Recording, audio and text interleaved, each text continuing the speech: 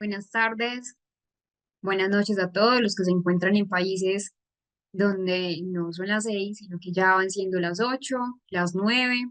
Sé que también muchas personas no están en Latinoamérica, muchas personas están en España por diferentes circunstancias de trabajo, laborales. Muchos saludos a ellos también. Por ahí creo que estamos a eso de las 3 de la mañana en España, entonces la verdad, muy disciplinados, creería, para la parte de la formación. Espero que hoy les haya ido muy bien. Hoy es nuestra segunda clase, nuestro segundo encuentro. Sé que muchas personas de pronto son nuevas. Les quiero entonces nuevamente dar la bienvenida. Todos siempre están bienvenidos, sea a la primera clase que fue ayer, a esa segunda, o a la tercera, a la cuarta, o incluso a la última. No hay ningún problema y siempre están bienvenidos para los procesos de formación.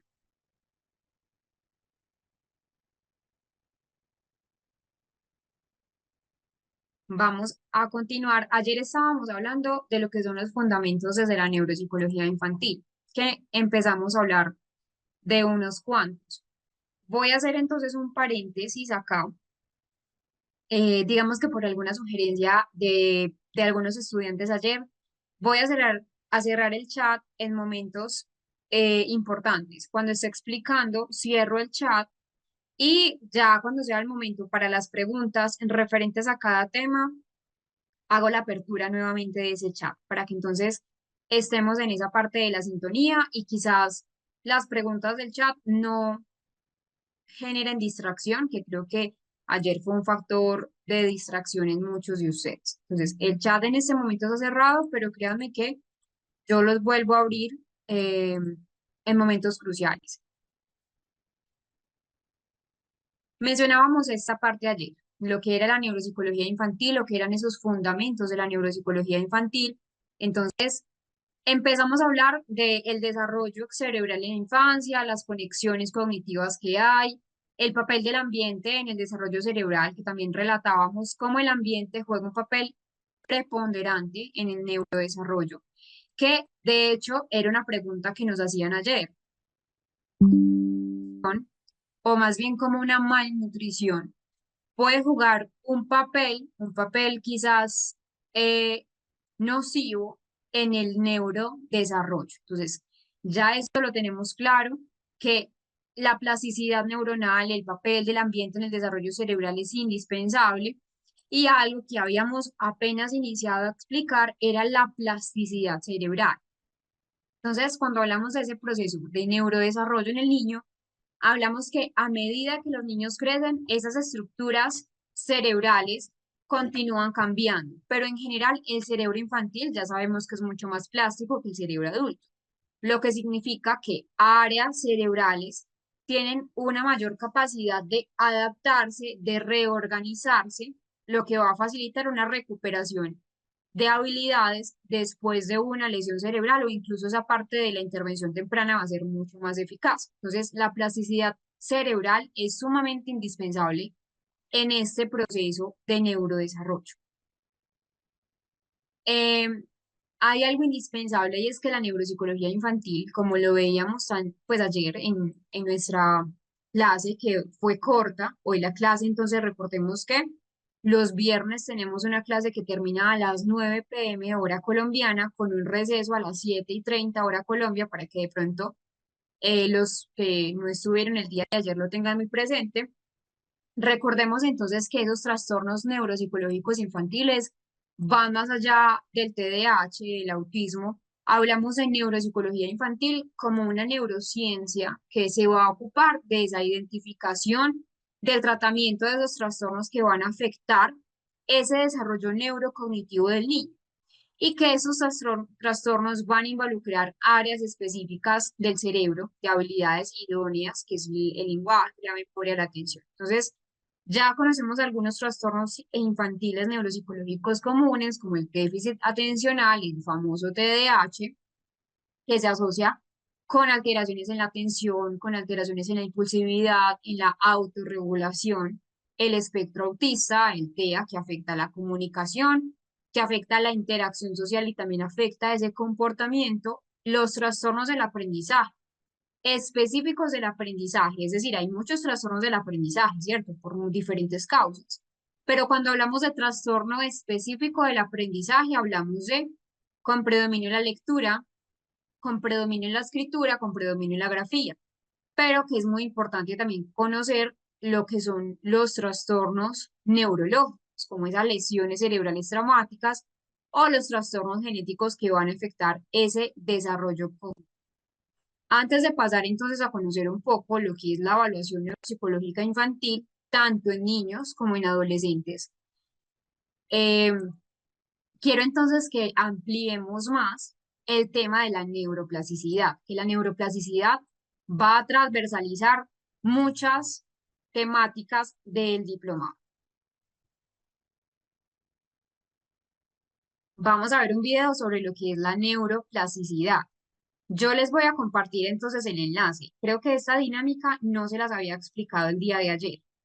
Normalmente, cuando nosotros vamos a ver un video, ustedes me van a levantar la mano cuando lo hayan terminado de ver, cuando lo hayan terminado de visualizar. Y yo, para las personas que se están conectando, usualmente pongo este video, perdón, esta imagen, donde dice espacio de video complementario de formación.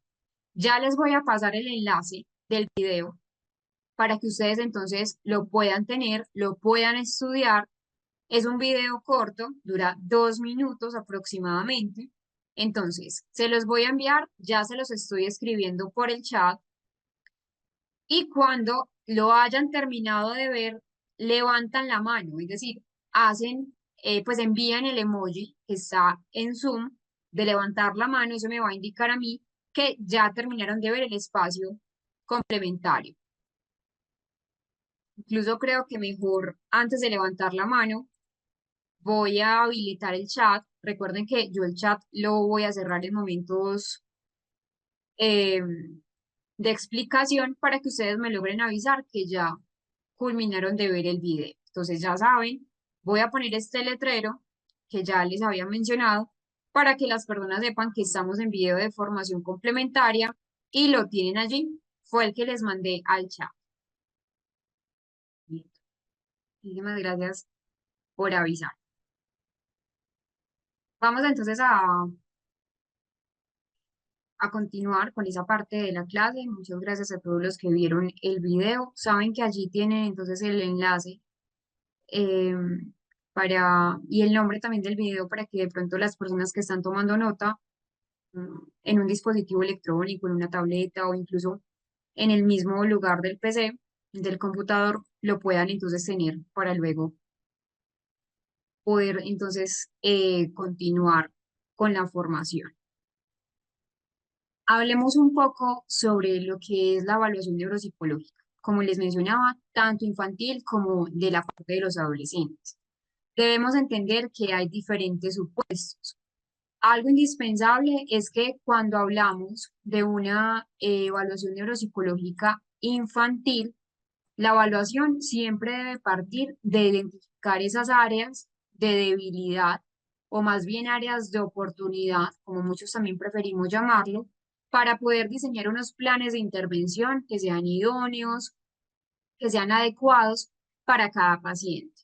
Es decir, puede que yo tenga dos niños con TDAH, pero los dos niños con TDAH nunca van a ser iguales, pues principalmente por la tipología de TDAH y también porque en el TDAH vamos a ver varias alteraciones en diferentes componentes. Entonces, lo primero es que esa evaluación nos permite una línea base.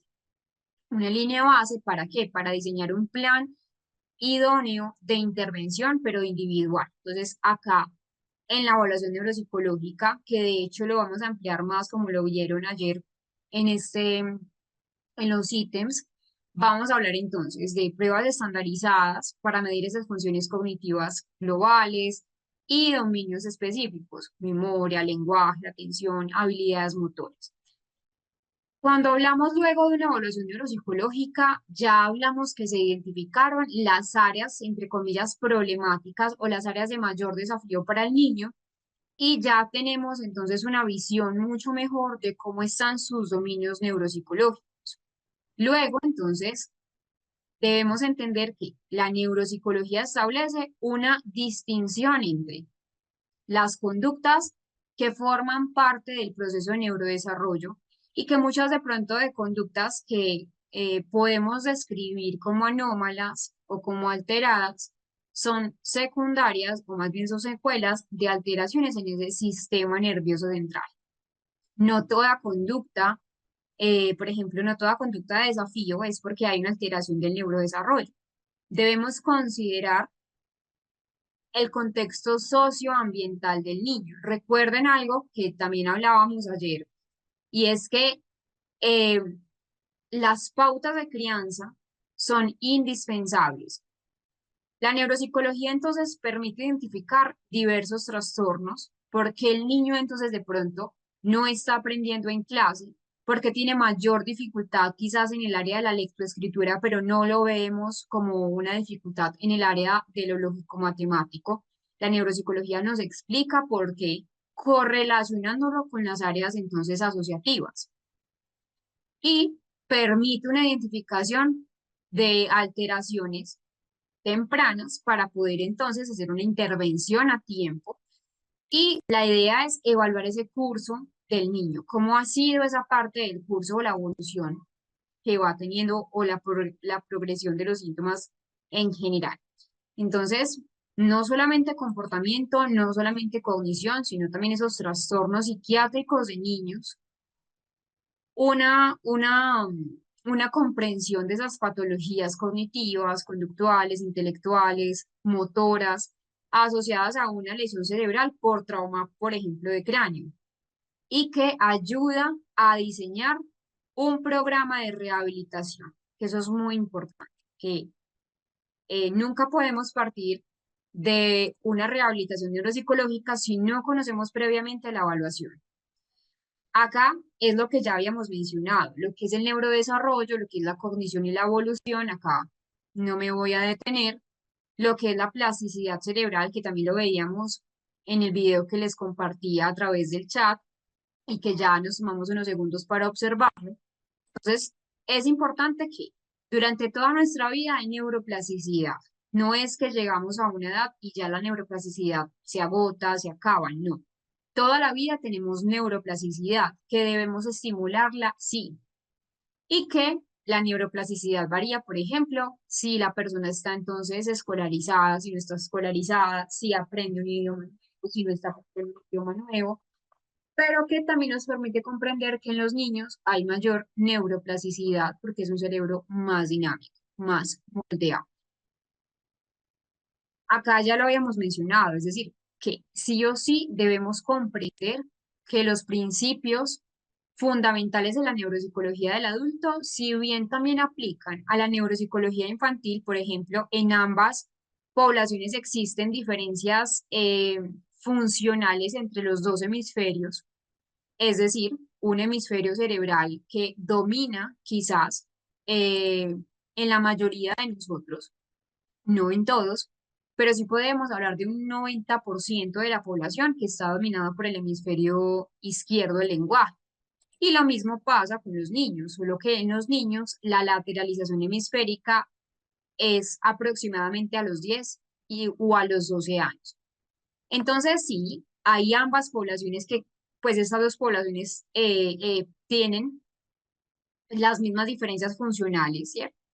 Que aplica la neuropsicología infantil también a esa neuropsicología del adulto. Sin embargo, existen algunas diferencias importantes en cuanto a ese papel que desempeña cada hemisferio durante el proceso de maduración. Es decir, desde la neuropsicología infantil, eh, como rama especializada de la neuropsicología, ¿cierto? Como una vertiente de la neuropsicología, nos centramos entonces en el estudio de esas relaciones, ya sabemos, en el cerebro-conducta de los niños, a diferencia de la neuropsicología del adulto, donde también nosotros asumimos que es un cerebro ya maduro, es un cerebro estático, es un cerebro con procesos cognitivos que ya están relativamente estables y que la neuropsicología infantil aborda mayor complejidad, principalmente porque es un cerebro que está en desarrollo, es un cerebro en plena plasticidad cognitiva, entonces comprender cómo se da el desarrollo neurológico y la maduración de las funciones cognitivas va a ser fundamental para comprender esas dificultades del aprendizaje, cómo se dan las alteraciones comportamentales, esas discapacidades a nivel neuropsicológico que van a manifestarse en la infancia y que de hecho pues es bastante común ver niños con alteraciones a nivel de la neuropsicología.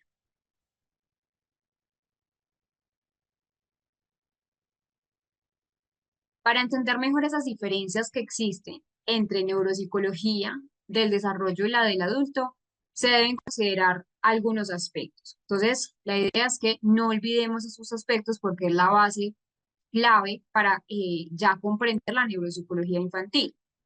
Se los voy entonces a dejar acá, creo que algunos ya lo hemos mencionado. Entonces, que esas raíces de la neuropsicología surgen por esa observación.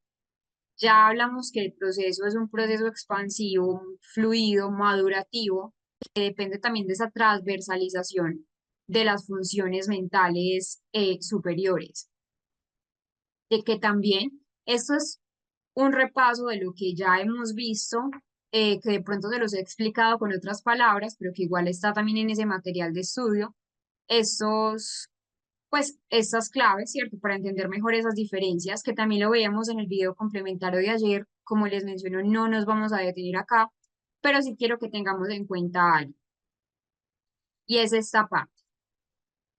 En términos generales, este punto 3 es muy importante porque dice lo siguiente. El pronóstico que ofrece la lesión cerebral infantil es mucho mejor que de pronto el pronóstico que nosotros podemos ver en el cerebro adulto, principalmente porque hay mayor neuroplasticidad. Entonces, la capacidad del cerebro para reorganizarse es magnífica. Entonces, a priori es positivo, ¿cierto? A priori uno diría, bueno, los niños tienen mejor capacidad para recuperarse, pero también ese excesivo optimismo, que igual se los coloco acá resaltado, al creer que en todos los casos de lesión cerebral se va a producir una recuperación satisfactoria, también es malo, porque no todos los niños se recuperan de la misma manera. De hecho, va a depender mucho de la edad de la lesión. A mayor temprana edad de la lesión, los niños de pronto no han adquirido la mayoría de las habilidades que ya deberían adquirir. De hecho, vamos a entender esto más adelante en el trauma de cráneo, pero vamos a ver el ejemplo de un niño que tenía 2 años. A los 2 años falta mucho por conocer o por adquirir en el lenguaje, y era un niño que a los 2 años no había adquirido el lenguaje. Tuvo un trauma de cráneo, fue un accidente, fue un trauma de cráneo abierto, focal, en el lóbulo temporal, y es allí donde entonces vemos que no toda lesión cerebral debe tener ese excesivo optimismo, no todas tienen la misma capacidad de recuperación. Entonces, importante tenerlo presente. Y otra cosa indispensable, y es que en el adulto podemos comparar cómo es ese nivel premórbido, es decir, cómo es ese nivel antes de la lesión y post lesional. Mientras que en el niño esto nos queda de pronto a veces muy difícil. En un niño es más complejo poder establecer un pronóstico confiable, un pronóstico certero sobre las diferentes consecuencias que va a tener en una lesión cerebral.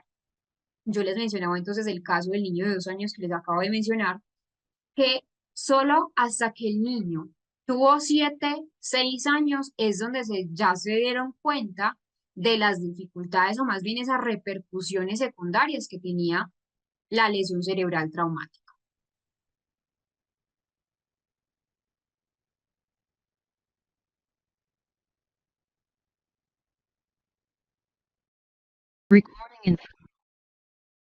Cuando tenemos entonces la neuroplasticidad tan activa en los niños, realmente hablamos que esas lesiones cerebrales producidas durante la infancia, pues como les mencionaba, suelen tener menos efectos comparados de pronto con el cerebro del adulto, y que durante la infancia, pues aunque suelen tener menos, son efectos de pronto más difusos, porque el cerebro tiene un funcionamiento más global, no está tan lateralizado como el cerebro de un adulto. Entonces, las áreas de los niños están menos conectadas entre sí, comparándolo con las áreas de nosotros como adultos, donde ya el adulto tiene unas consecuencias del daño cerebral o del sistema nervioso que tienen efectos más locales, porque ya las conexiones cerebrales se espera que estén mm, mucho más consolidadas. Entonces, ese perfil de evaluación neuropsicológica durante la niñez va a variar considerablemente a través del tiempo, porque realmente pues se espera que exista una correlación positiva entre la edad y el puntaje natural obtenido en una prueba neuropsicológica. Durante la vida adulta o durante la etapa adulta, por el contrario, el perfil obtenido en la evaluación neuropsicológica tiene mayor estabilidad y está menos afectado por la edad del paciente, mientras que en los niños sí va a estar afectado por la edad del paciente. Entonces, esto es importante tener presente. Entonces, una característica única de la neuropsicología infantil es esa relevancia del diagnóstico diferencial entre un proceso neuropsicológico adquirido, que puede ser posmeningitis o posencefalitis, contra un proceso neurológico más de tipo congénito, que se evidencia ya esa parte, como en en los periodos del neurodesarrollo. Ya sería algo específico en esa parte del aprendizaje.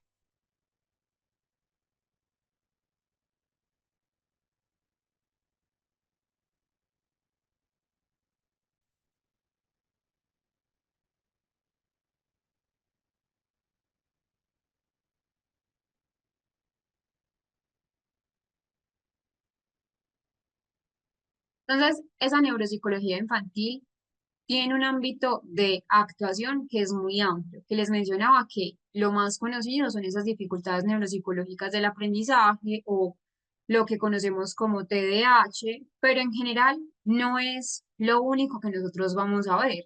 Obviamente, pues son las que en la práctica clínica tienen más consultas.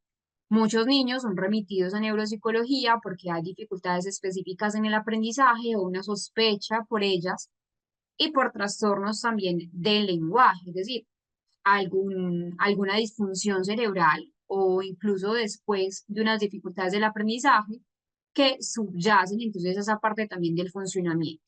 Pero no son las únicas, ya hablamos un poco del TDAH, pero vamos a ver que vamos a trabajar también y esto lo vamos a ahondar muchísimo más en la parte de en nuestro módulo número 2, donde son traumatismos craneoencefálicos y también la parte de la epilepsia. Entonces, cuando hablamos de un traumatismo craneoencefálico, hablamos de que son producidos por caídas, producidos por accidentes de tráfico, juegos, deportes. Muchos niños presentan daño cerebral porque hay un riesgo de caídas donde ya obviamente pues hay o puede haber una alteración en el funcionamiento ejecutivo, en la atención, en la memoria. Cada vez es mayor una mortalidad causada por un trauma o por los traumas de cráneo infantil, especialmente como consecuencias de accidentes automovilísticos. Pero muchos niños que anteriormente fallecían hace algunas décadas tras un trauma de cráneo grave, hoy afortunadamente logran sobrevivir, pero muchos de esos niños que quizás lograron sobrevivir a un trauma de cráneo, a un accidente automovilístico, van a tener posteriores secuelas a nivel neuropsicológico o a nivel neuropsicológico o a nivel neuropsiquiátrico, neurocomportamental.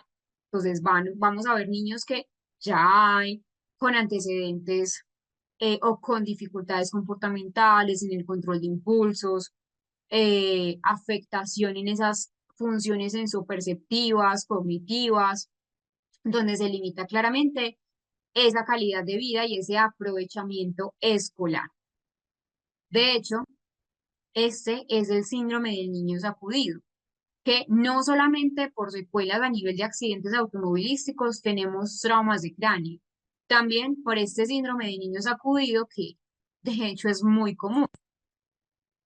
Acá, entonces, en este síndrome, que no solamente se llama el síndrome del niño sacudido, SNS, se los voy a colocar por acá en el chat, que es el síndrome del niño sacudido.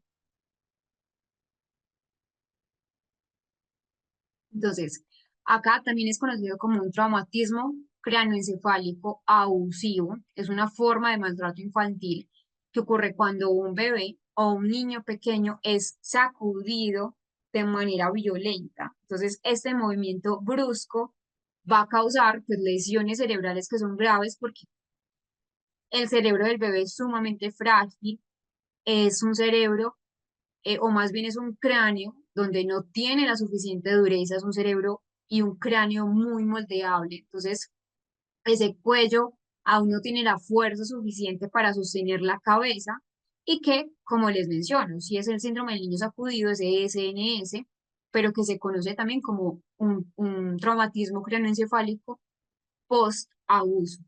Las causas y los factores, entonces, por lo regular en ese síndrome de niño sacudido es cuando un cuidador, generalmente de pronto cuando se frustra por el llanto del bebé, porque de pronto el bebé no se consuela, lo sacude con tanta fuerza que genera un hece.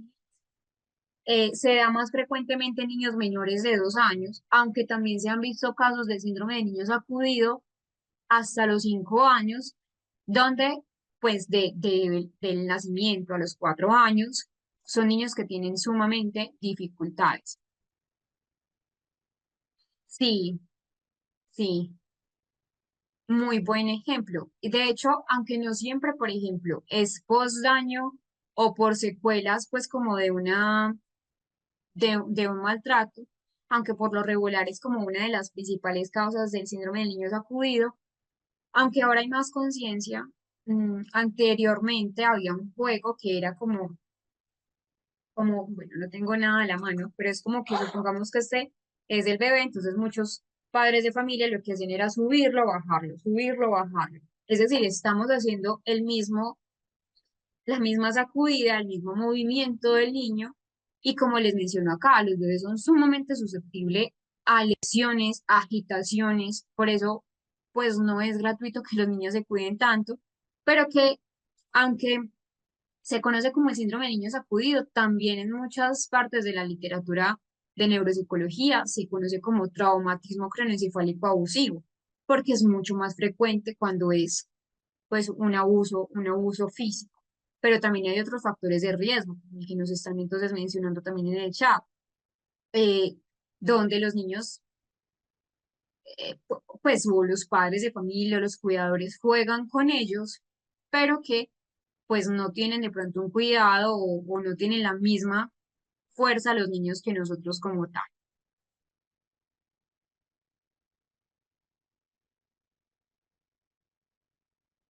Ajá, exacto, Paula. Es por eso que no se puede lanzar a un niño arriba, abajo, pues como lanzarlo y sostenerlo en el aire, pues como esperar a que él caiga en el aire, no, porque hay un impacto significativo. Y claro, si yo lanzo a una persona, pues si pudiera lanzar a una persona, no le pasaría nada, porque ya nosotros como adultos tenemos fuerza en en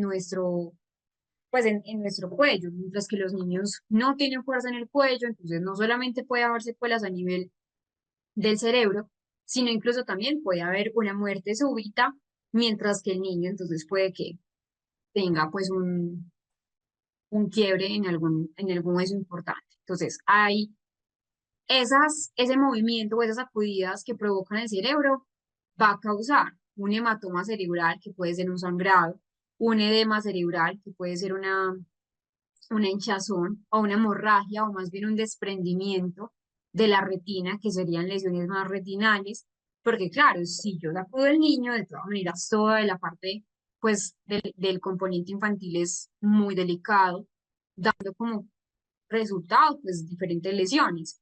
Y acá que me preguntaban, por acá veo una pregunta de, pues, que cuáles vienen siendo las secuelas del síndrome.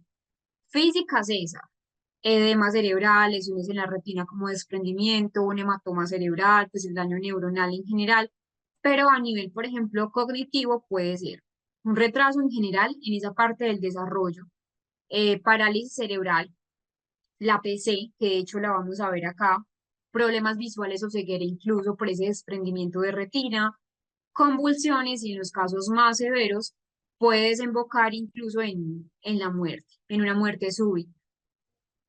Eso por el lado de los traumatismos craneoencefálicos, que como les menciono, lo vamos a ampliar mucho más a raíz de las secuelas cuando trabajemos el TEC en el segundo módulo. Hablemos un poco de la introducción de la epilepsia. 8 de cada 10 menores, eh, pues y sobre todo menores de 12 años, tienen síndromes epilépticos. Entonces es muy frecuente que en los síndromes epilépticos ese rendimiento cognitivo baje por esas secuelas propias de la epilepsia. Entonces hay daño cerebral subyacente y también hay una necesidad en los tipos de epilepsia que como les menciono vamos a ver también, eh, pues una necesidad también de tomar psicofármacos para el control de las crisis a nivel epiléptico, que son sumamente indispensables.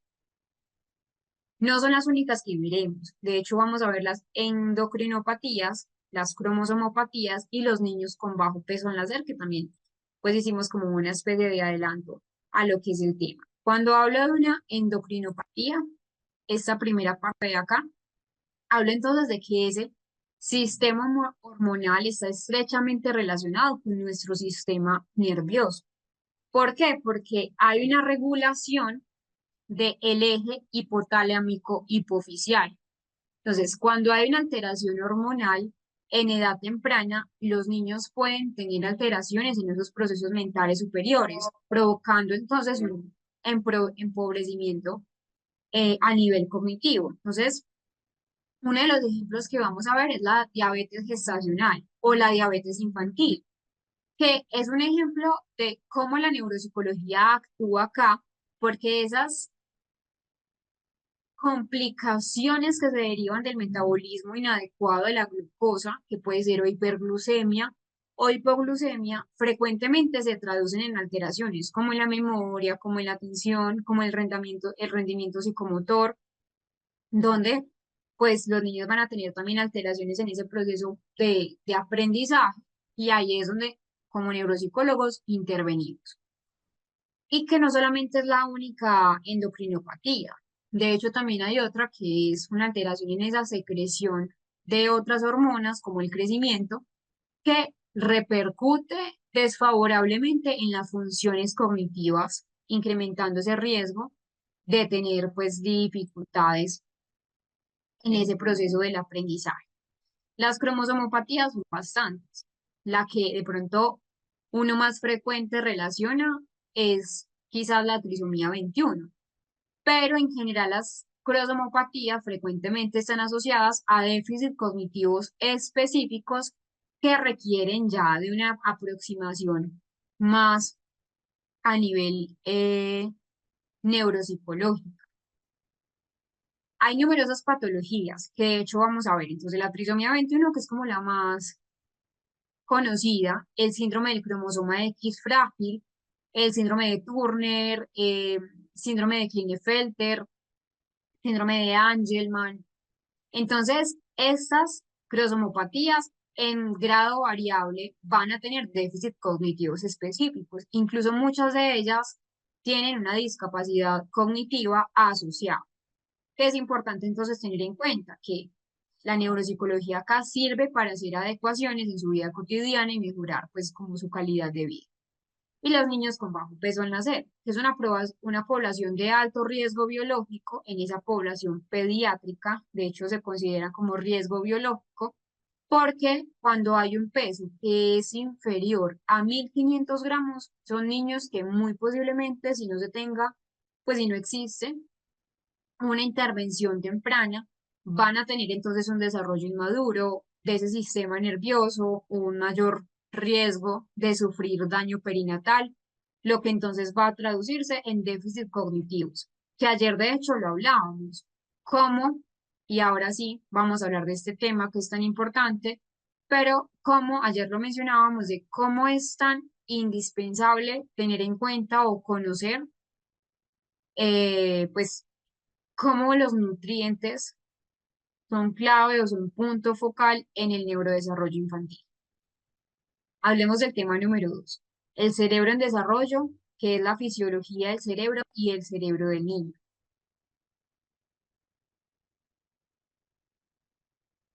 Cuando hablamos del desarrollo cerebral en esos primeros años de vida, sabemos que es crucial. Nosotros tenemos entonces que los niños aprenden muy rápidamente, el cerebro tiene un crecimiento exponencial muy rápido en este periodo de tiempo, sobre todo de el primer día de nacidos hasta los 4 años, 5 años aproximadamente de vida, los niños tienen pues un incremento significativo de, de muchas características. Entonces acá, donde los padres y los cuidadores también juegan un papel relevante en este proceso de neurodesarrollo infantil.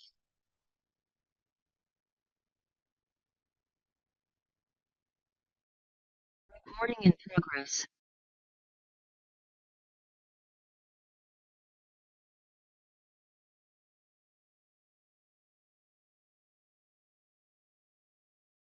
Y ese video, la verdad, es muy bonito, se llama La arquitectura del cerebro, para que de pronto lo puedan buscar y lo puedan tener.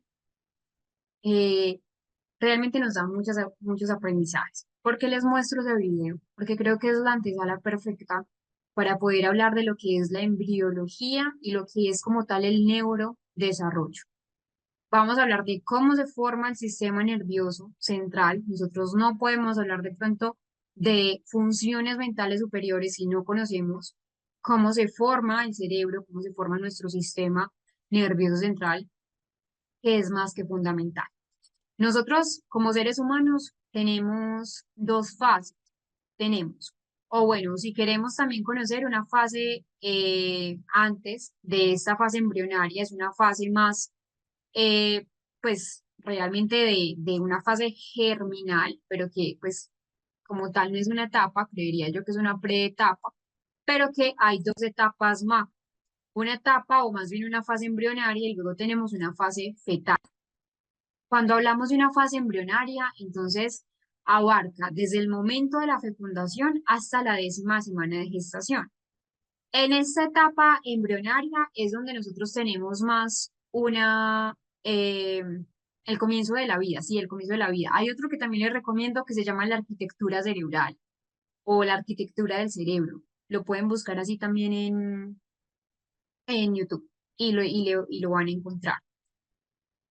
Mm, entonces les estaba mencionando que nosotros tenemos dos fases principales. Una fase embrionaria, que dentro de esta fase también está la fase germinal, que va desde el 0 día hasta la segunda semana, y es acá donde se inicia la fecundación, donde culmina con la implantación del cigoto ya en el útero, y que en esta etapa germinal, que como les mencioné es una preetapa, el óvulo que está fertilizado se va a dividir rápidamente y va a formar una estructura llamada un blastocisto. Y luego tenemos una fase embrionaria que va desde ya exactamente esa tercera a octava semana. Esa fase embrionaria se va a caracterizar porque ese desarrollo de los órganos principales va a estar en desarrollo, es decir, unos sistemas básicos para el cuerpo. La formación, entonces, de nuestros órganos vitales, como el oído, como los ojos, como toda esa parte en la fase embrionaria, es una etapa de hecho crítica en la fase embrionaria, porque es que el embrión es muy vulnerable, es sumamente susceptible a factores externos como teratógenos, como infecciones, como toxinas, que es importante entonces hablar que en esa fase embrionaria es súper delicado el embrión. Todavía no podemos hablar de un feto. Ya el feto inicia a partir de la 9ª semana hasta que la personita llega al mundo en el que estamos.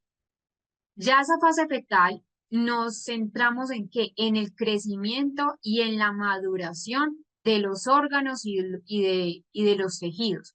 Entonces, durante este periodo más fetal, ya sí se puede llamar feto, ya empieza a moverse, ya sus órganos ya comienzan a funcionar de manera más autónoma, y que acá es indispensable hablar que nosotros como seres humanos tenemos 280 días que corresponden a las 40 semanas de duración. Es una media poblacional, pero que tenemos entonces tres fases de nacimiento o tres tipos de nacimiento. A término, que entonces sería la 40 semana, pretérmino, antes de la semana incluso 37, antes de la semana 40, y tenemos una semana ya mayor a las 40 semanas, que incluso podrían ser 42 semanas. Es allí donde ya tienen dificultad. Molín, molín. Ya cuando hablamos de neonato, es cuando el niño nace vivo y ya está fuera pues del entorno intrauterino. Pero también hay otro término que es mortinato, cuando el niño pues nace sin signos vitales. Neonato, porque nació, es un nuevo nacimiento, una persona nueva en el mundo, podría decirse, si lo tradujéramos de manera exacta. Y mortinato es un niño que pues fallece sin signos vitales. Esas alteraciones del desarrollo en el embrión son importantes. Es decir, tanto en la fase embrionaria como en la fase fetal, nosotros podemos ver varios riesgos. De hecho, las alteraciones del embrión provocan déficit neurológicos, pero también neuropsicológicos que van a ser de gravedad variable, que pueden afectar esas funciones sensoriales, esas funciones más de tipo motor o incluso cognitivo. Y hay unos trastornos que se van a producir en esta fase más embrionaria, no tanto en la fetal, que se conocen como las embriopatías, que generalmente son de mayor gravedad y que provocan realmente pues unas anomalías que son, como les menciono, variables, que de todas maneras necesitamos ese sistema nervioso central para funcionar y que en muchas de esas embriopatías resultan entonces en pequeños que nacen muertos. Entonces, las embriopatías también suelen tener de hecho peor pronóstico porque alteran esa organogénesis del sistema nervioso, esa generación de nuestro sistema funcional, de nuestro sistema eh, eh, vital y que puede provocar no solamente pues una neurogénesis anómala, malformaciones más severas, sino que también puede desembocar en la muerte de un niño. Eso es muy importante entonces tener presente. Y es acá donde, como les menciono, vamos a hablar de la ontogenia, la embriogénesis, el término que les acabé de mencionar. Cuando nosotros, o cuando es un proceso vital, cuando habla de la embriogénesis, es un proceso que igual es biológico, donde el embrión se empieza a desarrollar a partir de un cigoto. Es decir, es una célula, un cigoto es una célula que resulta de la fecundación de un óvulo y un espermatozoide. Ahí ya empieza la embriogénesis, ya empieza la formación de la vida del ser humano, donde hay muchas etapas implicadas, que de hecho esas etapas hablamos de la ontogenia del sistema nervioso central. Son etapas organizadas en tiempo que una depende de la otra. Entonces, van desde la segmentación inicial hasta la formación de los primeros sistemas de órganos de nuestro organismo, ¿cierto? Como seres humanos, y que, como les menciono, si no se da, por ejemplo, esta, no sé dónde está el cursor, bueno, pero si no se da la gastrulación o no se da la blastulación, difícilmente esa gastrulación se pueda llevar a cabo, que una depende de la otra. Hablemos de la fecundación, pero a grosso modo, muy rápido, pues porque realmente no es el tema como tal para neuropsicología, pero que aquí es el inicio, entonces debemos hablar igual de ello. Y ya hablamos de la fecundación como una embriogénesis, la unión, como les mencionaba, de un espermatozoide y un óvulo. Ya esto da origen a lo que ustedes pueden ver allí, que es esta fase, que es el cigoto. El cigoto entonces es la unión de un gameto femenino y un gameto masculino. Gameto femenino, ovocitos secundarios, masculino, los espermatozoides. De allí entonces son los dos juegos completos de cromosomas, uno de mamá, otro de papá, y que el cigoto tiene la información genética necesaria para desarrollar un nuevo organismo. Nuevamente entonces les coloco la imagen de lo que es el cigoto, que es la unión entre dos gametos, femenino-masculino, donde ya entonces es una célula fertilizada. Podemos hablar de que el cigoto ya es una célula fertilizada.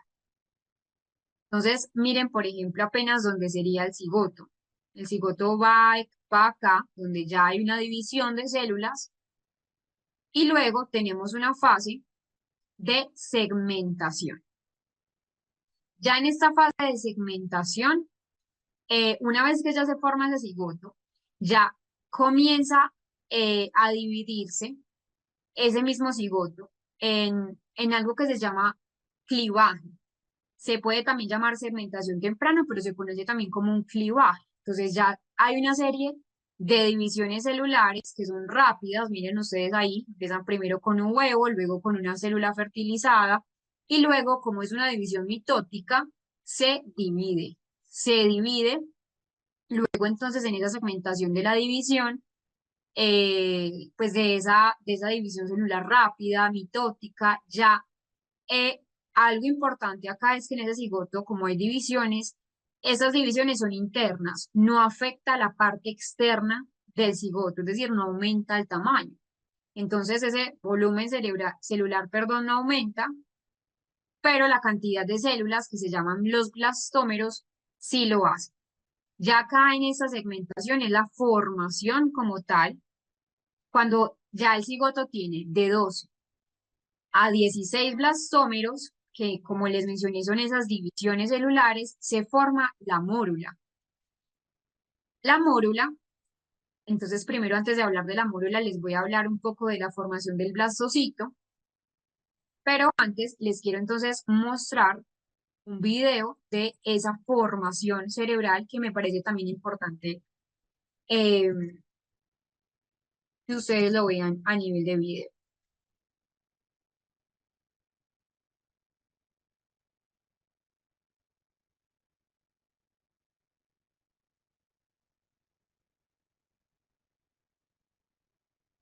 Se los voy a compartir al chat, denme un segundo.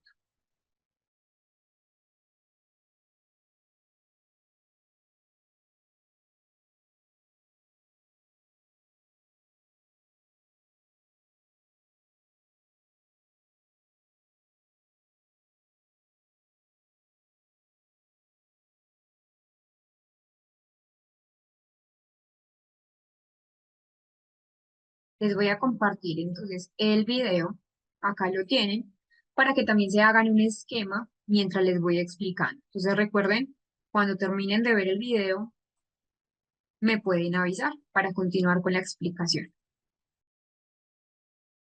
Tuve algunos problemas de conexión, pero ya. Entonces, vimos esa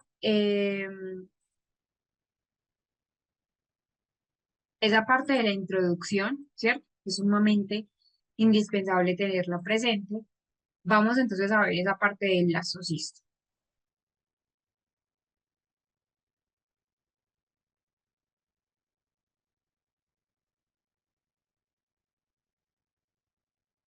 Cuando hablamos de la formación del blastocito, que también se llama una compactación, hablamos entonces que pues la blastulación es una fase en que esas células continúan dividiéndose, dividiéndose y organizándose de manera más compleja. Entonces, en esa parte o en esa fase de la blastulación, lo que es la mórula se convierte en el blastocisto, en nosotros pues los mamíferos, ¿cierto? Y que está formado por una capa externa de células, que es el trofoblasto, que ustedes entonces ven allí. Eh, ese son tres, ¿cierto? Pues pasan a ser bilaminar, dos. Entonces, embrioblasto, que es la parte más interna, y el trofoblasto, que es la parte más externa. Y acá ese trofoblasto se encarga de la implantación en el útero, es el que se adhiere al útero y que esa masa interna de las células, es decir, la masa interna como tal, es lo que va a dar lugar al embrión. Entonces, ¿qué es lo que le va a dar lugar al embrión? El embrioblasto, ¿sí? Y el trofoblasto se implanta en el útero. Importante entonces mencionar que esta es una fotografía electrónica de un blastocito a los 6 días de gestación. Miren que de la fecha acá ha pasado 6 días de gestación, muy poco tiempo. Y luego viene un periodo de segmentación, perdón, de implantación, ¿cierto? Entonces ya pasamos por el periodo de segmentación, de blastocisto, ya la la pasó, ya el útero tiene una implantación que ya sería el blastocisto. Acá el blastocisto se adhiere a la parte del útero y ya se comienza un proceso de implantación, que pues es el siguiente paso después de la segmentación que veíamos anteriormente. Acá la implantación marca el inicio de la fase embrionaria, donde ya ese embrión como tal es donde comienza a recibir nutrientes de la madre a través de la placenta. Este es el resumen gráfico, apenas ha pasado la primera semana, entonces miren acá, esta parte la pasamos, luego tenemos 8 células, las 16 células de la mórula, y luego este blastocisto se adhiere. Tenemos esta fase y esta fase ya sí es sumamente indispensable, que es la gastrulación. Miren esta estructura que tenemos acá. Acá tenemos una gástrula, es una etapa creo que una de las más importantes en ese periodo embrionario, porque ya hay 3 capas germinativas. De allí esas capas germinativas de la gástrula es donde van a salir nuestros órganos vitales. Es decir, la gastrulación es una de las etapas donde en la embriogénesis las células de ese mismo blastocisto se reorganizan para dar lugar a 3 capas germinativas, 3 tipos de células que van a dar origen a nuestro tejido, a nuestros órganos del cuerpo. La primera es el ectodermo, mesodermo y endodermo. Entonces, acá tenemos que esa gástrula es un disco embrionario donde va a ser ya no bilaminar como antes del embrioblasto y el trofoblasto, sino ya ser trilaminar, ectodermo, mesodermo y el endodermo. Pero resulta que para hablar del sistema nervioso central solo vamos a tener en cuenta uno, que es el ectodermo. El ectodermo es donde ya se le da origen o se le da lugar a la piel, al sistema nervioso, a otros tejidos también del cuerpo.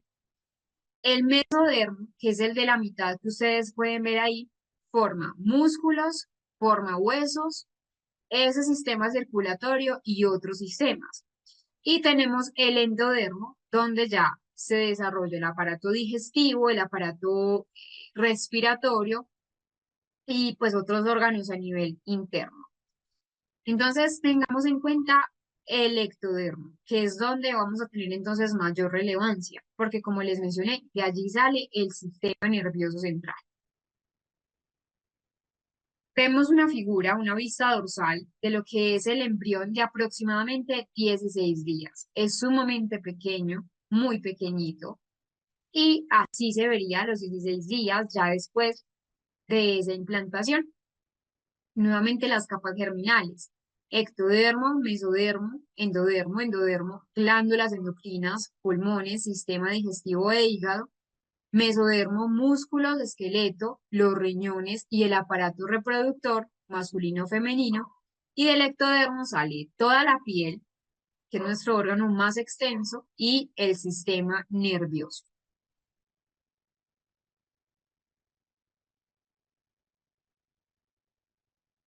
Vamos a ir a nuestro descanso y luego continuaremos con esta ontogenia, lo que es la neurobiología del desarrollo temprano, que de ese mismo ectodermo que estábamos hablando, vamos a explicar esta placa neural que da origen al tubo neural que también lo veíamos en el video. Entonces vamos a ir a nuestro descanso y cuando regresemos hablaremos entonces también de este tema. Bueno, recuerden que Sí, los viernes son normalmente hasta las 9 horas Colombia. El receso entonces inició a las 7:30 normalmente. Por acá también estaban explicando esa parte. Listo. Normalmente el receso tiene esta temporalidad para que ustedes puedan comer, puedan tomar algo, se puedan también desestresar, porque sé que de pronto puede ser una jornada extenuante, pero igual es indispensable el descanso en el cerebro para poder formar bien el proceso de aprendizaje. Vamos a continuar con lo que estábamos mencionando. Entonces, habíamos hablado de esta parte de la ontogenia, de la neurobiología del desarrollo temprano. Recuerden que antes de esto hablábamos de lo que es las tres capas germinativas, lo que son las tres capas germinativas. El ectodermo es donde nos vamos a entonces a centrar, esa formación del sistema nervioso central. Cuando hablamos de una ontogenia, hablamos de esa neurobiología del desarrollo temprano, pero resulta que algo indispensable pasa acá.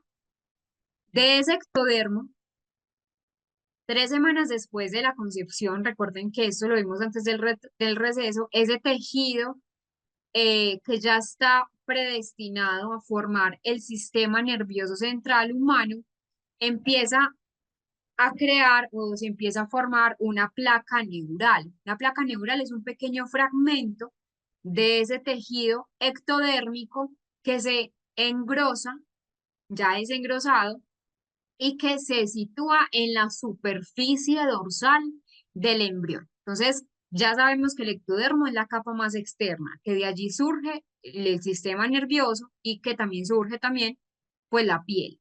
Entonces, todo el sistema nervioso se forma a partir del ectodermo, que ya luego tenemos esta placa que ustedes ven acá. Esta placa sale de ese ectodermo. La placa, también se llama placa germinativa o placa neuronal. Se va a desplegar para formar un surco neural con crestas neurales. Estas crestas se van a plegar o más bien se van a fusionar para formar algo que es indispensable y es imprescindible en la formación del sistema nervioso central y es el tubo neural.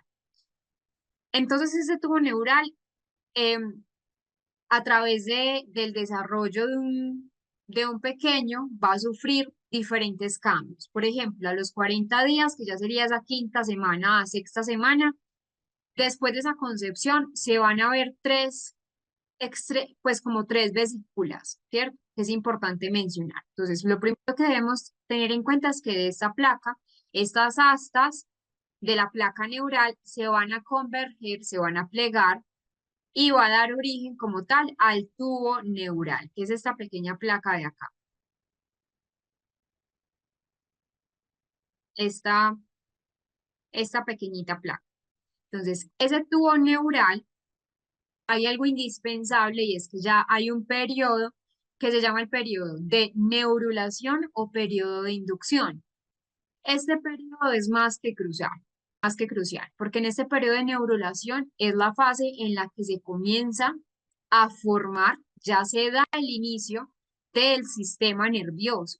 El ectodermo se pliega, como vemos allí, para formar ese tubo neural, que eventualmente es el tubo neural quien va a dar origen al cerebro, a la médula espinal, a nuestros hemisferios cerebrales, a todo lo que conocemos como encéfalo. Es un proceso indispensable, es un proceso esencial para el desarrollo del sistema nervioso. Pero resulta, bueno, y otra cosa indispensable es que también tenemos o debemos tener en cuenta que este periodo de neurulación o de inducción tiene unas semanas clave. Empieza en la tercera o cuarta semana, oscilan esas dos temporalidades y termina a la sexta semana. Ya la sexta semana ya un pues un feto, en este caso ya es la etapa pues fetal, ¿cierto? Ya debe tener una formación de ese tubo neural. Ese tubo neural es lo que les mencioné. Entonces, ahora, este pequeño fragmento es sumamente pequeño.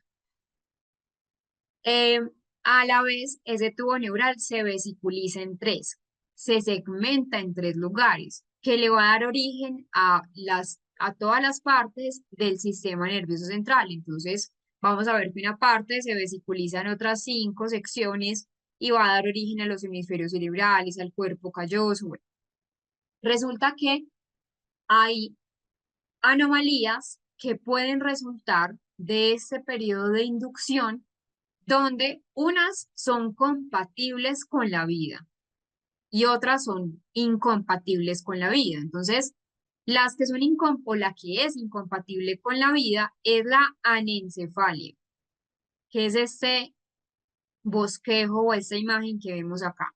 Cuando me refiero a anencefalia, me refiero que es un niño que la mayoría de los niños con anencefalia son mortinatos, nacen muertos, sin signos vitales, porque no se desarrolló adecuadamente en el periodo de inducción el tubo neural. Entonces, hablamos de ausencia del encéfalo. El prefijo a significa sin. Inencefalia o encefalia significa encéfalo. Es un niño que nace sin encéfalo. Y sabemos que nuestro encéfalo, nuestro sistema nervioso central, pues es la parte primordial, la parte vital. Y tenemos otro que sí es compatible con la vida, que es el mielomeningocele, que hace parte de las tres formas de espina bífida. Nosotros tenemos varias formas de espina bífida o varias alteraciones de esa parte de la espina. El mielomeningocele es una falta de cierre de los arcos posteriores, es decir, de estos astas o arcos no se cierran correctamente, no se pliegan y esto genera que la médula espinal tenga una herniación, que es la protuberancia que ustedes ven en esta zona. Es una alteración funcional que al fin y al cabo va a ser grave. Como les mencionaba, nosotros tenemos tres formas de espina bífida. Una espina bífida que la forma más fuerte es el mielomeningocele. Vamos a ver unas imágenes. Siempre advierto antes porque quizás sé que muchas personas son más sensibles que otras, entonces de pronto para no herir susceptibilidades o quizás para no incomodar, siempre aviso que las imágenes que les voy a mostrar a continuación de pronto pueden herir, como les menciono, pues como alguna sensibilidad, son como la parte más realista de estas dos alteraciones que les muestro, por si de pronto se consideran personas sensibles, de pronto abstenerse en esta diapositiva. Esta es la parte o la forma real de la anencefalia, un cerebro sin encéfalo. Miren entonces que ustedes pueden ver allí cómo está, por ejemplo, la cavidad, por ejemplo, donde, o la parte, la ausencia del cráneo, la ausencia completa del encéfalo. Está la formación, por ejemplo, del globo ocular, la formación de las fosas nasales, la formación de los brazos, la formación de otras estructuras, pero nunca se formó el sistema nervioso central, es decir, no hubo formación del tubo neural, por lo que si no hay formación del tubo neural, no hay encéfalo. Acá entonces es un mortinato, el término que les explicaba hace un rato, de un niño que nace sin signos vitales, ¿cierto? No todos los niños que cursan con anencefalia nacen sin signos vitales, son mortinatos. De hecho, hay un caso que es Jackson, que ya les voy a mostrar este caso. A Jackson, de hecho, Jackson es un niño bastante famoso. Y este otro es el mielomeningocele. El mielomeningocele, como les mencioné, es una herniación de esas astas posteriores. Esto que ustedes ven acá, que es conocido también como espina bífida, mielomeningocele, que ya les voy a explicar los otros tipos de espina bífida, que es muy importante. Esto es una herniación. Lo que ustedes ven de pronto en color carmín o en color rojo son las meninges. Y dentro de las meninges que ven acá, corre líquido cefalorraquídeo. Entonces, es una herniación que realmente al fin y al cabo, pues desemboca en una alteración funcional. Acá les dejo otro video pues no es un video, es un video, pero igual, para que ustedes vean la imagen. Lo vamos a ver en un segundito, que realmente dura muy breve. Entonces, esto es lo que conocemos como la anencefalia, ¿cierto? A lo largo de toda la historia hemos conocido personas con anencefalia, con una alteración que realmente entonces, como les mencioné, es una alteración funcional, porque nosotros necesitamos del tubo neural, ¿cierto? Porque el tubo neural es lo que nos da a nosotros la capacidad de que ese tubo neural posterior se segmenta en otras 5 vesículas que le dan origen a algunas estructuras cerebrales, pues por no decir a todas. Entonces le da origen a la médula oblongada, le da origen a los hemisferios cerebrales, al cuerpo calloso, al epitálamo, al hipotálamo, y que, como les mencionaba, acá tenemos vesículas encefálicas del tubo neural. Lo primero es el prosencéfalo, que también se llama un cerebro anterior, y lo segundo es el mesencéfalo, que también se llama un cerebro medio, y el tercero es un romboencéfalo. Resulta entonces que de ese tubo neural, de esos 3 cerebros, cerebro medio, cerebro anterior y cerebro posterior, hay una vesiculización a otras áreas. Por ejemplo, el prosencéfalo se divide en metencéfalo y en diencéfalo, que estas dos estructuras le van a dar origen, el telencéfalo a los hemisferios cerebrales y al cuerpo calloso, que son fibras o bases de fibras nerviosas que conectan nuestros dos hemisferios, hemisferio derecho y hemisferio izquierdo. El diencéfalo le va a dar origen, perdón, al hipotálamo, el epitálamo y el tálamo.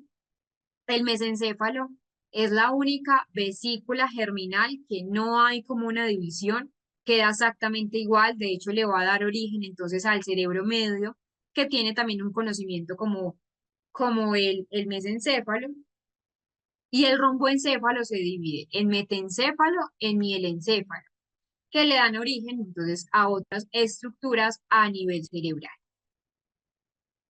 Antes de entrar a esta parte del proceso de neurogénesis del sistema nervioso central, que es sumamente fundamental este periodo, este tema es sumamente crucial. Vamos entonces a ver cómo el ácido fólico, que de hecho era algo que también hablábamos, como la nutrición, como ese periodo intrauterino, es sumamente indispensable en el sistema nervioso central. Es decir, no es solamente la vida postnatal, que claramente es importante, sino que cuando hablamos del neurodesarrollo o cuando hablamos de esas funciones mentales superiores, van a tener origen desde que nosotros estamos en ese periodo fetal y en ese periodo embrional.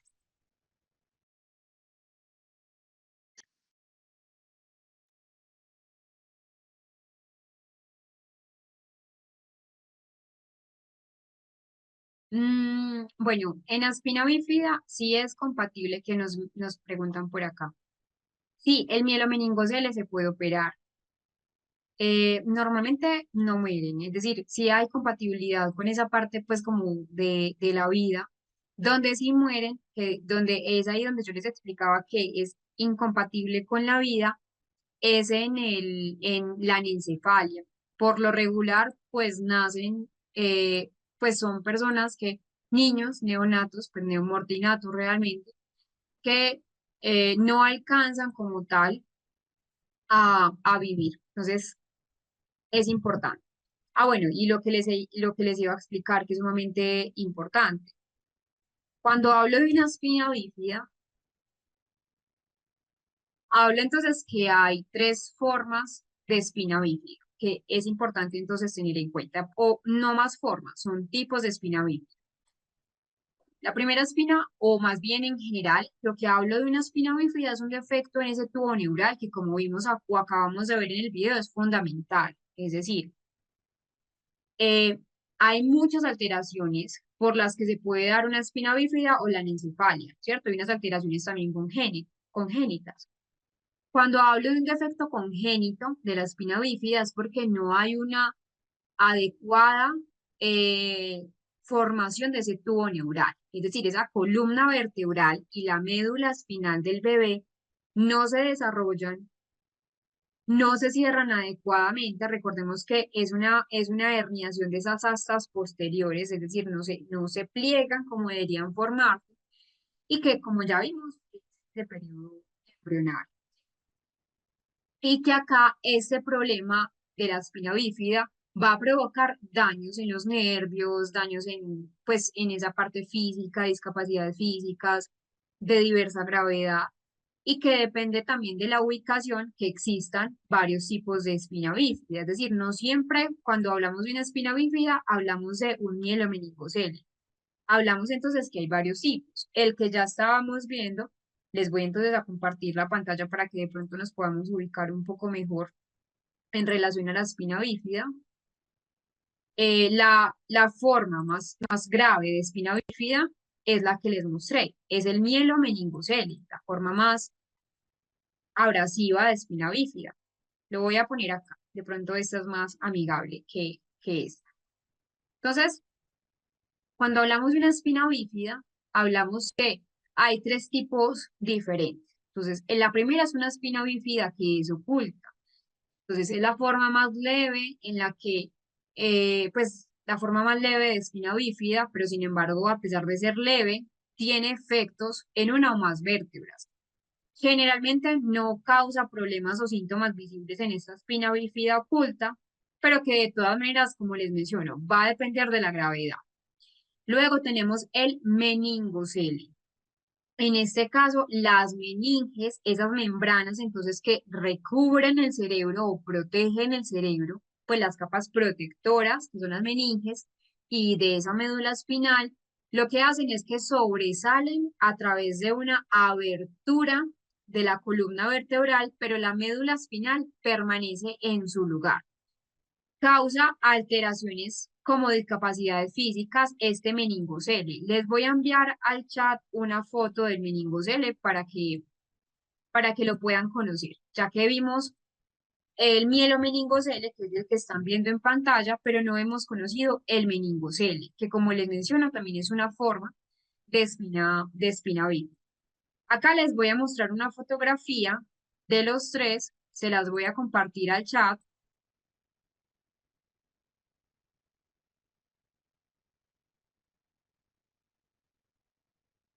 Aquí están las tres formas de espina bífida. Entonces, espina bífida oculta, miren que no hay síntomas visibles. No sé si ya les llegó la imagen a todos.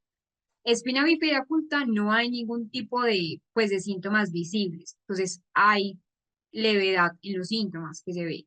Luego, el meningocele, que es el de la mitad, y luego tenemos el mielomeningocele. Les voy a mandar una imagen de lo que podría ser el meningocele.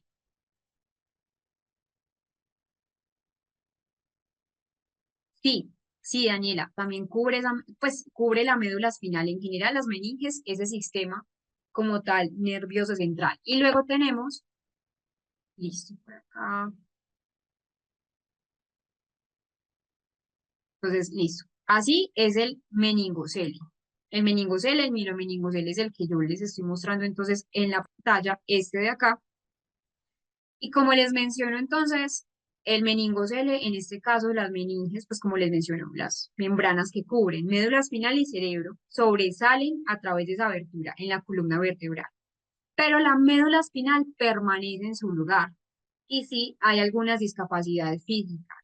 Ya en el mielomeningocele, que es la forma más grave de espina bífida, ya ustedes pueden ver ahí una porción de esa médula espinal y de los nervios, que como ven allí está sobresaliendo, ¿sí? Sobresalen a través de una abertura de la columna vertebral, hay una abertura, entonces hay una herniación. Una herniación donde lo que ven allí rojo, pues en la imagen que les estoy mostrando, son las meninges se hernian. Y por esa médula espinal nosotros tenemos, pues, corre el líquido cefalorraquídeo y allí es donde se almacena el líquido cefalorraquídeo y pues va a tener discapacidades significativas como una parálisis que puede ser parcial o total, problemas en el control de coprológicos, dificultades, por ejemplo, para esa parte de la vejiga, de los intestinos. Muchos de pronto en este mielomeningocele en formas tan graves no pueden caminar, ¿cierto? Muchos de ellos no solamente que tienen espina bífida, específicamente el mielomeningocele, no es solamente un factor a nivel motor, sino que muchos van a tener también dificultades a nivel de la cognición, alteraciones entonces a nivel cognitivo, porque también estamos hablando no solamente de lo motor, sino del origen de lo que ya vimos, del desarrollo embrionario del sistema nervioso central. Y si hay una alteración en la vesícula primaria, que sería entonces el tubo neural, va a haber muy posibles alteraciones en otras estructuras neuronales. Hablemos del proceso de neurogénesis del sistema nervioso central.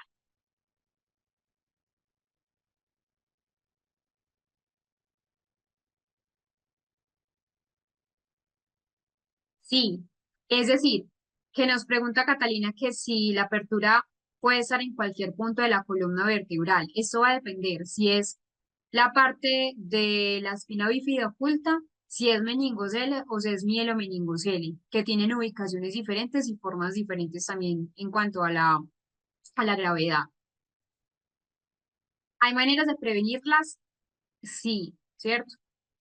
Principalmente, pues la parte que les mostré del ácido fólico, un cuidado importante en esa parte intrauterina. Resulta que cuando hablamos de neurodesarrollo, hay unos mecanismos celulares que no solamente pues va a ser la formación del tubo neural, con eso de pronto no tenemos la formación completa de nuestro encéfalo. Nosotros tenemos unos mecanismos que son la proliferación celular, la migración celular, la diferenciación y tenemos una muerte celular, que también se llama una muerte celular programada, una apoptosis. Luego de que se da esa formación de los hemisferios, del cuerpo calloso, de las estructuras, empieza una formación de muchos componentes a nivel neuronal. Es decir, ya con la proliferación neuronal, que es la primera fase, vamos a hablar de estas cuatro que son sumamente importantes. La proliferación neuronal es cuando esas células aumentan, no aumentan en tamaño, sino que aumentan en la proliferación.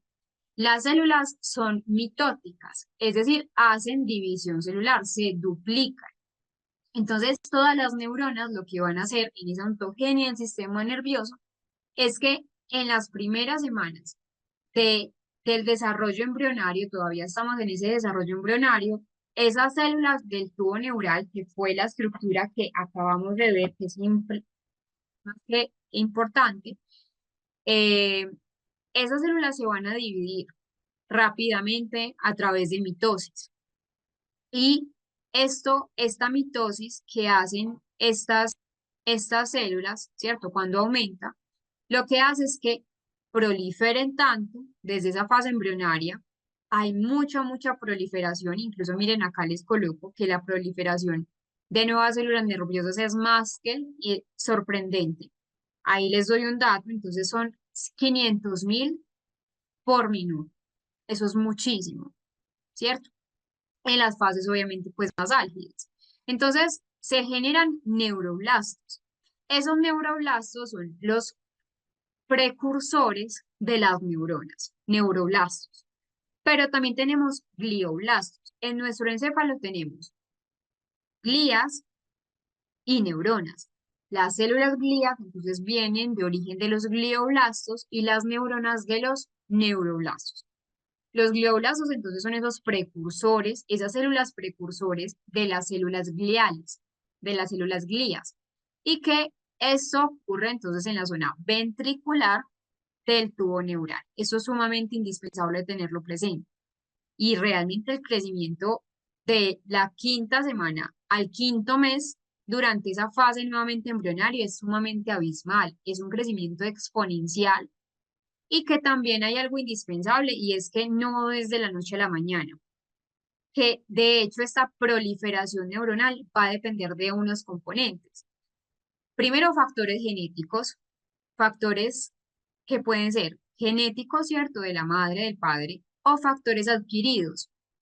Digamos que hay factores adquiridos como infecciones intrauterinas, como el virus del Zika, como las intoxicaciones, como trastornos metabólicos que van a afectar que esas células puedan hacer mitosis, que entonces una infección, perdón, una intoxicación o una infección o un virus, por ejemplo, como lo es el virus del Zika, hace que esas células no se puedan duplicar, que no haya un aumento. Entonces, claro, si no hay un aumento o si hay, digamos, una proliferación que es considerada como defectuosa o que pues no hay un número adecuado de neuronas en el recién nacido, esto va a desembocar en patologías como por ejemplo una microcefalia, que es un cerebro considerablemente más pequeño en relación al sexo biológico y en relación a la edad, macrocefalia. Cuando ya hay una producción, o más bien una sobreproducción neuronal. A mayor neuronas no quiere decir que sea mejor el procesamiento, no, al contrario. Debe haber una cantidad necesaria en ese incremento neuronal para que pueda funcionar, ni mucho ni menos, que sería macro ni micro, y que también van a ir pues acompañadas de secuelas de gravedad muy variable. No todas las personas que tienen microcefalia o macrocefalia tienen dificultades a nivel cognitivo igual a otro. Esto tiene una repercusión que es variable, pero que sí es importante mencionar que cuando hablamos en ese proceso, en esa proliferación celular, es un proceso donde sí o sí esa célula se tiene que dividir para formar células hijas, que es esencial en el crecimiento. Les mencionaba entonces que este proceso ocurre en relación al ciclo celular, que de hecho pues el ciclo celular tiene varias etapas. Lo primero que es un crecimiento y una preparación de la célula, y que hablamos que hay una replicación del ADN, es decir, una célula tiene el mismo ADN, luego esa célula que se divide ya surgen otras células con el mismo ADN, y ahí ya hay una división de la misma célula, pero en dos partes iguales. Por eso hace mitosis, se divide. Entonces, cuando hablamos de una proliferación celular, hablamos que hay em, señales que son internas y que son externas en la proliferación que aseguran que esas células se dividan en el momento adecuado, porque eso es muy importante, en el momento en el que se dividen las células y de manera correcta, que no sea ni mucho ni menos, ¿sí? Entonces, es un proceso que si se descontrola, causa enfermedades importantes como lo que les menciono. Entonces, una microcefalia o una macrocefalia que es importante.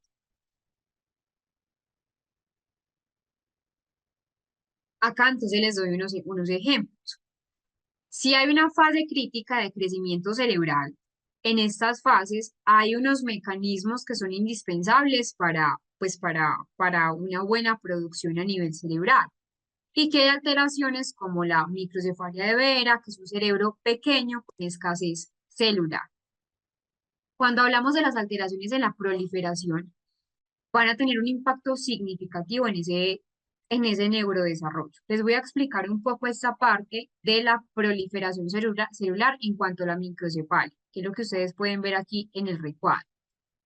La microcefalia, entonces, es una disminución en esa proliferación de esas células progenitoras neuronales, que ya sabemos que son los neuroblastos o los glioblastos. Glioblastos para células glía, neuroblastos para neuronas. Y entonces esto resulta, esta proliferación, pues disminuida, resulta en un cerebro más pequeño, con menor número de neuronas, que como les menciono, hay muchos factores que se van a relacionar también con una microcefalia, que de hecho hay un gen que lo están estudiando, que es el ASPM, se los voy a colocar en el chat, ASPM, que es un gen específico, eh, pues es un gen específico, pues que se relaciona con esa parte de factor genético en la microcefalia, pero que también hay un factor ambiental. De hecho, se ha podido mencionar que infecciones congénitas como el virus del Zika pueden desembocar en, pues, en una alteración en la microcefalia. ¿Listo? Entonces, esta parte es sumamente importante, esa diferenciación celular, esa proliferación celular es más que necesaria. La macrocefalia es otra diferente, es decir, no hay una disminución, ya sería un exceso en la proliferación celular que lo que hace es que se genera un cerebro considerablemente más grande de lo normal, macrocefalia o macroencefalia, como también otros también le han podido llamar. Entonces, importante tener en cuenta estas dos características en la proliferación celular.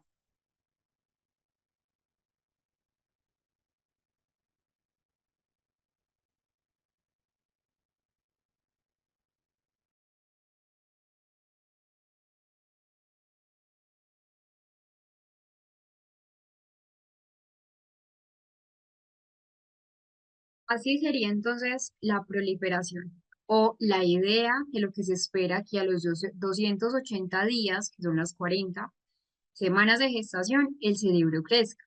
Miren entonces que al principio el cerebro empieza a crecer. Cuando hablamos de que el cerebro aumenta en tamaño es porque aumenta esa proliferación. Ya hemos visto que la neurona es el centro funcional de nuestro sistema nervioso central. Luego tenemos un periodo de migración. El primero, entonces, proliferación. Las neuronas lo primero que deben hacer es proliferar, hacer mitosis, crecer, aumentar, para aumentar el tamaño de nuestro encéfalo.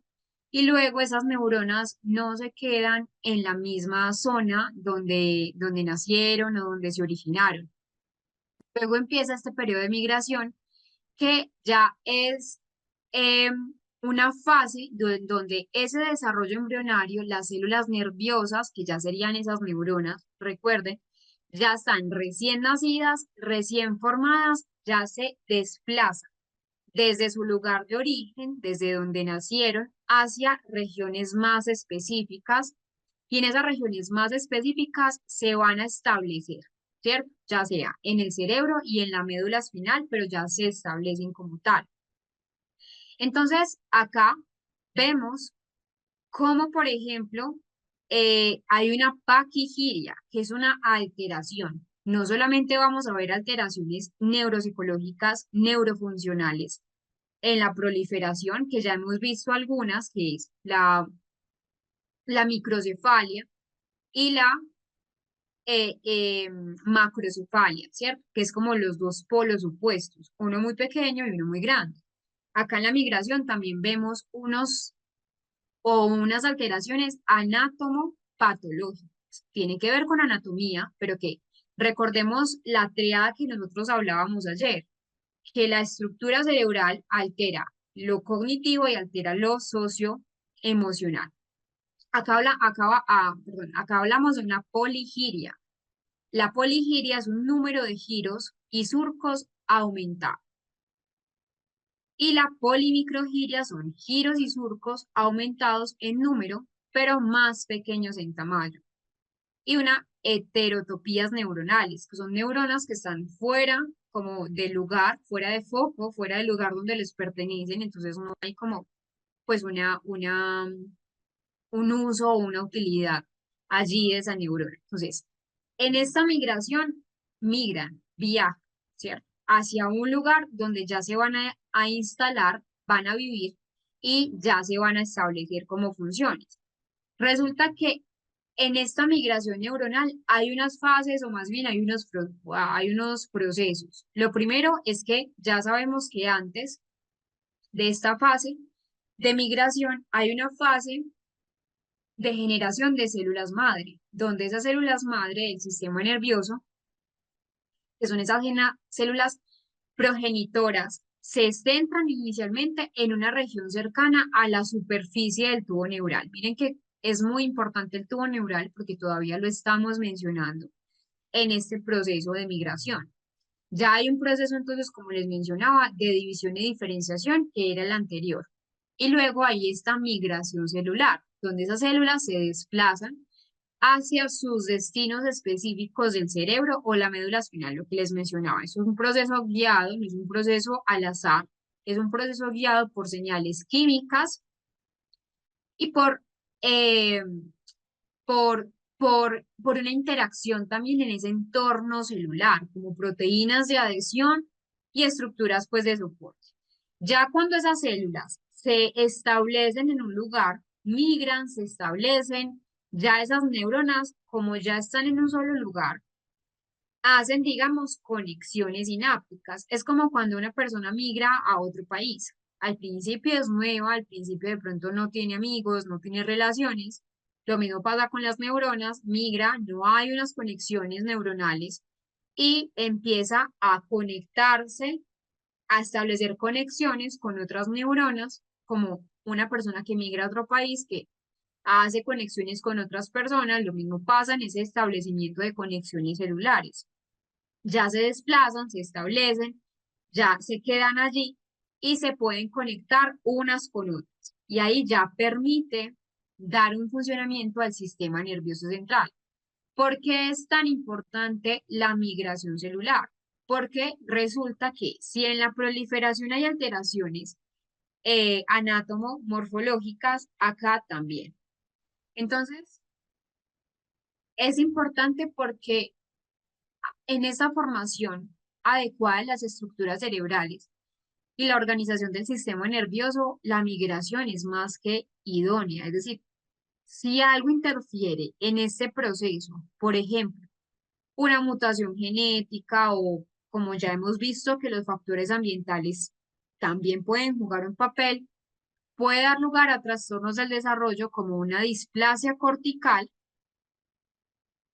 eh, o una microcefalia, que también se puede dar acá en esta fase. Entonces, la migración celular asegura que esas neuronas llegan a los lugares correctos del encéfalo, a la médula espinal en general también, lo que es fundamental para el sistema nervioso central. Lo que vemos acá son dos alteraciones. Esta es la lisencefalia. Es un corte axial donde la lisencefalia es un cerebro liso, es un cerebro donde no hay giros, donde no se observa circunvoluciones. De hecho, en la lisencefalia hay algo importante y es que no es solamente, es decir, los surcos y los pliegues neuronales juegan un papel sumamente relevante en la cognición. Entonces, miren, por ejemplo, no es solamente la lisencefalia una ausencia casi que completa de giros. Miren, acá solamente vemos un giro o una circunvolución. Por acá vemos otra, pero muy, muy parcial. Miren, todo es un cerebro completamente liso y que pues también hay unos surcos importantes que lo que hace es que esos ventrículos cerebrales estén muy dilatados, muy grandes del tamaño en lo que debería ser. Esos son los ventrículos. Lo que ustedes están viendo en mi cursor, lo rojo pues lo que ven en rojito es mi cursor, esto negro serían los ventrículos, pero miren que son significativamente dilatados, grandes y no hay surcos. Y este es una paquigiria. En la paquigiria, acá también es un corte axial simple. Mire que son giros que son amplios, pero que son muy escasos. Sí hay giros, a diferencia de la lisencefalia, que no hay giros ni surcos. O si los hay, pues son muy tenues.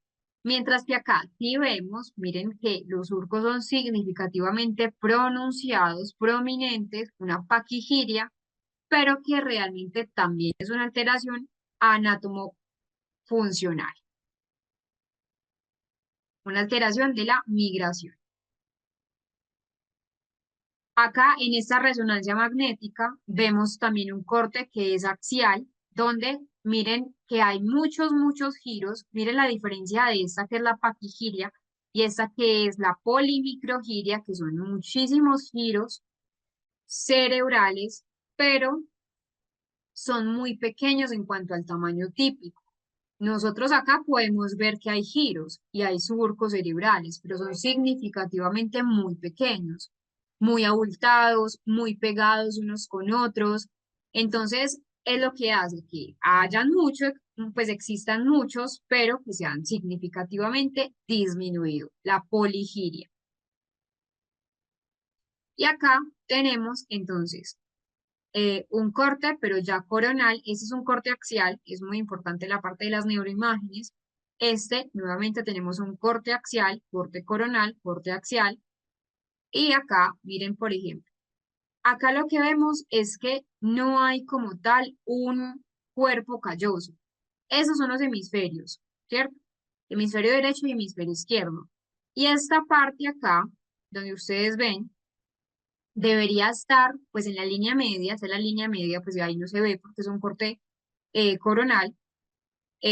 Aquí sí debería estar la línea media, pues obviamente está alterada por la polimicrogiria, pero acá debería estar el cuerpo calloso, el cuerpo calloso con el cuerpo del cuerpo calloso, el esplenio, la rodilla. Pero acá hay una agenesia del cuerpo calloso, una ausencia total del cuerpo calloso, que de hecho lo vamos a ver también en las alteraciones de las asimetrías cerebrales. Entonces miren cómo los ventrículos cerebrales también están sumamente dilatados. Y en este corte, igual también es una resonancia magnética, esta también es una resonancia. Acá vemos una ausencia del cuerpo calloso, los ventrículos cerebrales, entonces hay bastante, pues importancia acá. Y miren acá, entonces también hay una polimicrogiria en este paciente. Entonces, cuando hablamos de la licencefalia, igual se los voy a explicar porque por acá pues me preguntaron en los comentarios que si podía volver a explicar la licencefalia. Esta es la licencefalia, un cerebro liso. Entonces, la licencefalia es un trastorno del desarrollo cerebral que va a estar caracterizado por una ausencia o una disminución en esos pliegues, en esas circunvoluciones en la superficie del cerebro, lo que va a dar lugar a un origen cerebral o más bien a una, pues como a una superficie del cerebro liso, que se ve lisa y que, como les mencionaba y como estamos hablando, acá ya hablamos de una migración neuronal anormal, anómala durante ese desarrollo fetal y que generalmente está en la semana 12 a la semana 24 de gestación. Entonces, son factores ambientales durante el embarazo, como una infección vírica, como una exposición a teratógenos, a toxinas, que van a desencadenar en esta parte. ¿Cuáles son los síntomas, por ejemplo, de la lisencefalia? Entonces, no es solamente un cerebro estructuralmente liso, físicamente liso, sino también un retraso en el desarrollo psicomotor, que, bueno, eso es muy importante mencionarlos. No todas las personas con lisencefalia van a tener las mismas dificultades, ¿cierto? Exacto, muy bien, Rosario, en la ginesia no pasa información, porque el cuerpo calloso son esas haz de fibras, sí, puede generar epilepsia. Miriam también nos preguntaba, son esos haces de fibras interhemisféricas que lo que hacen es coordinar hemisferio derecho con hemisferio izquierdo. Que igual también hay agenesia del cuerpo calloso total, parcial, hipoplasia del cuerpo calloso, bueno, que eso también lo vamos a ampliar pues como en ese ámbito de la, em, pues de las asimetrías cerebrales donde el cuerpo calloso es fundamental. Entonces, en la anencefalia hay dificultades en la alimentación y la deglución, microcefalia, que también puede haber en la lisencefalia, en la cabeza, que ya sabemos que es más normal. La pregunta que me hacían por acá de esa convulsión o esos síndromes epilépticos refractarios de difícil control también está, un retraso en el desarrollo psicomotor, una hipotonía, que es un bajo tono muscular. eh, y que es importante entonces mencionar que para hacer un diagnóstico, por ejemplo, de una lisencefalia, primero tener una neuroimagen como una resonancia magnética cerebral que nos va a permitir, como lo que vimos en las diapositivas cuando se las estaba presentando, pues corroborar que sí hay una ausencia de pliegues, que sí existe una ausencia de pliegues y estudios entonces a nivel genético, porque de hecho también hay mutaciones genéticas que cursan con la lisencefalia. De hecho, hay uno que es el LIS1, Se los voy a poner acá. Me acuerdo muy fácil de este porque lisencefalia, hago como pues la asociación, pero sí, hay anomalías en general que son importantes a considerar, que Miriam entonces nos decía lo de la epilepsia, el aprendizaje, sí, Rosario, es probable que se presenten dificultades en estos ámbitos.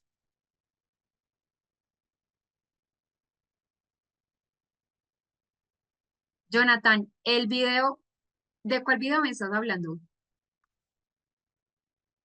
Para de pronto compartírtelo.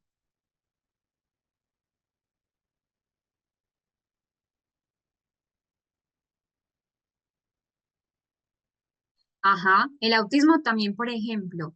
Bueno, el autismo se ha como asociado a multifactores, pero que muchas personas dicen, bueno, no solamente en esa migración, sino también en la poda neural, que vamos a ver entonces en el día de mañana en la mañana, recuerden a las 9 de la mañana, en la proliferación, realmente cuando hablamos del autismo son multifactores, es multifactorial que se han podido asociar como a defectos en esta zona. Ah, bueno, el video de las neuronas lo voy a tratar de buscar porque yo lo tenía descargado hace mucho, mucho tiempo, pero se los voy a buscar de pronto en YouTube, en Internet y se los voy a compartir en el día de mañana, que está el enlace para que lo puedan tener. Sí, eso es sumamente importante porque de hecho a veces no nos damos cuenta, pero en la parte educativa, muchos niños cursan con muchas alteraciones en esa parte del sistema nervioso central que, pues, que es importante saber el origen para poder abordar de pronto en el ámbito académico. Bueno, mañana vamos a continuar con esa parte entonces pues de los trastornos en la migración neuronal, que de hecho también está, como les mostré, la agenesia del cuerpo calloso, la lisencefalia. Hay otro que es la esqui con Z, esquisencefalia, las heterotopías neuronales que creo que ya se los mencioné, pues que tienen que ver también con una dificultad en esa neurona en la migración. Es decir, no se halla, no se pliega a otras neuronas.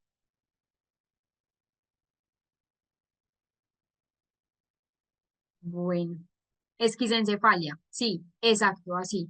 Mañana se los voy a explicar bien.